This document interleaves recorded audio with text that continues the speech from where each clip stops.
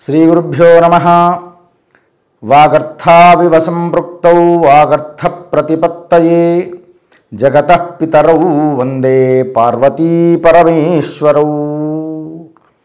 భక్తివన్ ప్రేక్షకులకు స్వాగతం, సుస్వాగతం. మాఘ స్నానంలో, మాఘ పురాణంలో మనం 5వ రోజు చేరుకున్నాము. 5వ రోజు విశేషించి శ్రీ పంచమి అంటాం. దీన్నే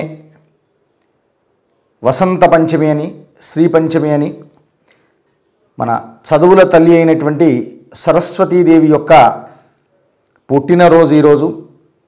ఆ తల్లికి ఈరోజు అర్చించుకొని ఎవరైతే విధి విధాన పురస్సరంగా సరస్వతిని అర్చించి విద్యాభ్యాసం ప్రారంభిస్తారో అలాంటి వారికి ఏ విధమైనటువంటి లోటు లేకుండా చక్కని అఖండ విద్యాప్రాప్తి లభిస్తుంది.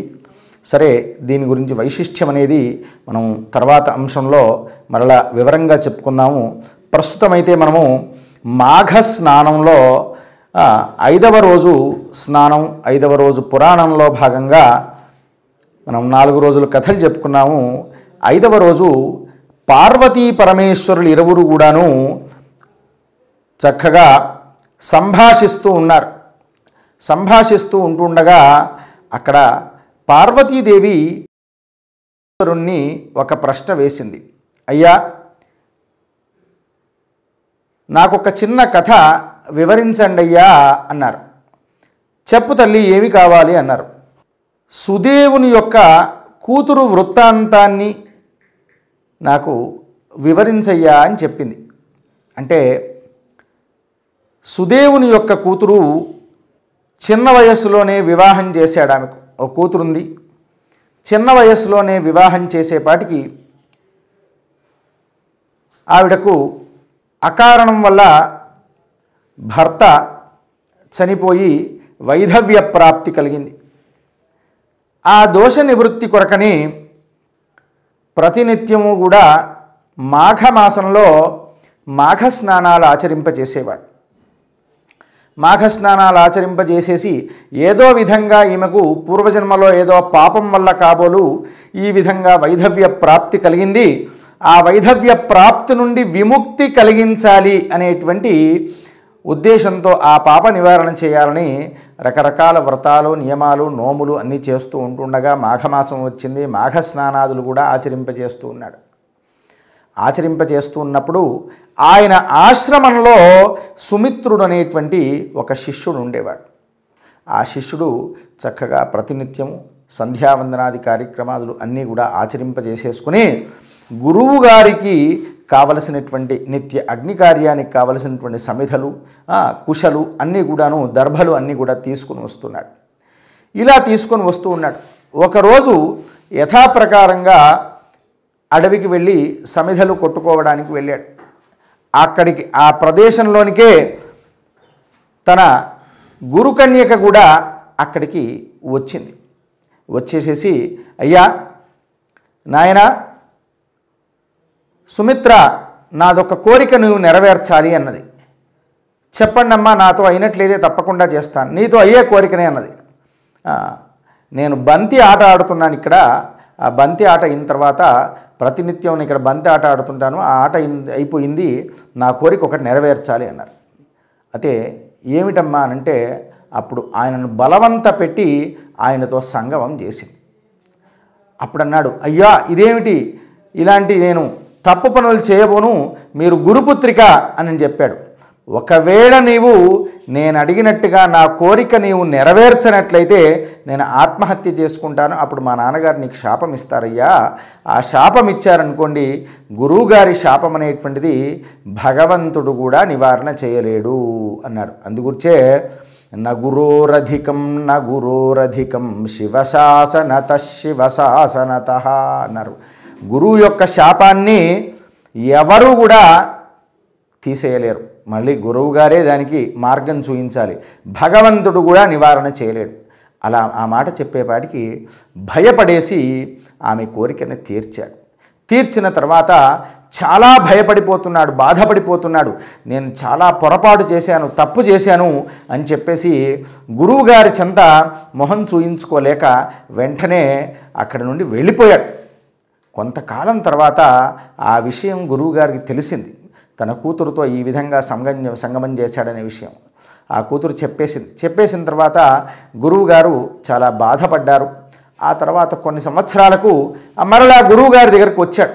భయపడుతూ వచ్చేసేసి, గురువుగారు నాకు ఒక ప్రాయశ్చిత్తానికి మార్గం చూయించండి గురువుగారు అన్నాడు. చెప్పు నాయనా, నీ యొక్క ప్రాయశ్చిత్తం ఏమిటయ్యా అన్నారు.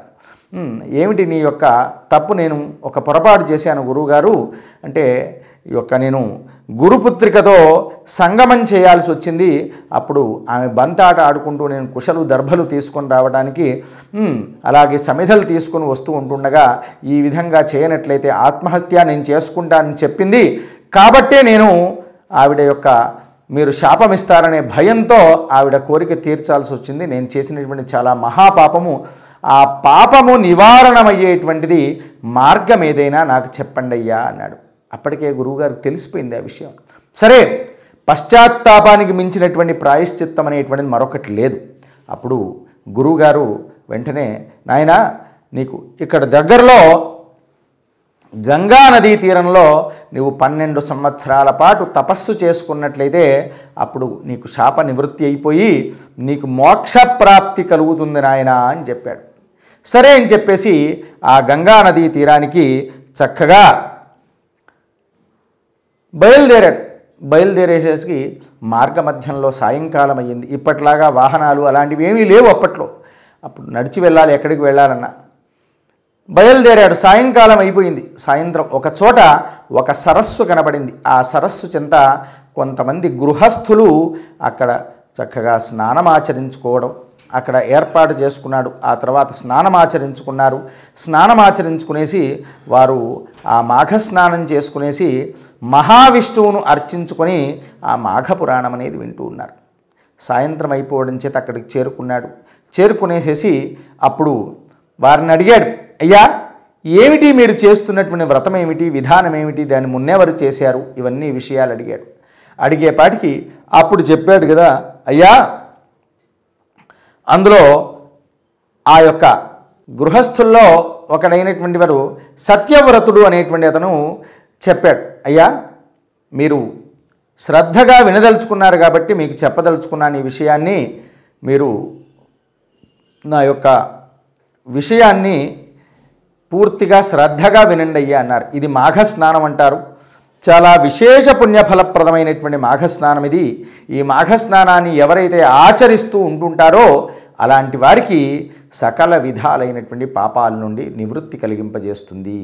పేరులోనే అఘము, పాపం అనేది నివారణ చెప్పారు కదా. కనుకనే ఈ మాఘస్నానం అనేటువంటిది మీరు ఆచరించుకున్నట్లయితే మీ యొక్క పాపాలు కూడా నివృత్తి అవుతాయి. ఈ మాఘపురాణం వినాలి, నిత్యము మహావిష్ణువును అర్చించుకోవాలి. ఇలా చేయడం వల్ల మీ యొక్క పాపాలు ఏమున్నా కానీ నివారణమవుతాయ్యా. ఎవరైతే దేవబ్రాహ్మణులకు భోజనం పెట్టడో, అలాగే పరస్త్రీ సంగమం చేస్తాడో, ఇతరులకు దాన ధర్మాలు చేయడో, అలాగే ఊర్లలో వాపీకూప తటాకాదులు తవ్వించకుండా ఉంటారో, ఇలాంటివి చేసినటువంటి పాపాలు అనేటువంటివి మహాపాపము. ఎవడైనా పేదవాడు కానీ భిక్షాటనకై వచ్చినటువంటి వాడికి భిక్ష పెట్టనటువంటి వారు, బ్రాహ్మణ సమారాధన చేయనటువంటి వారు, ఇలాంటి వారికి మహాపాపిష్టుడై పుడతారయ్యా. కనుకనే ఆ పాప నివృత్తి కలగాలి అంటే ఈ యొక్క మాఘస్నానం అనేది ఆచరించుకోవాలి నాయన అని చెప్పాడు.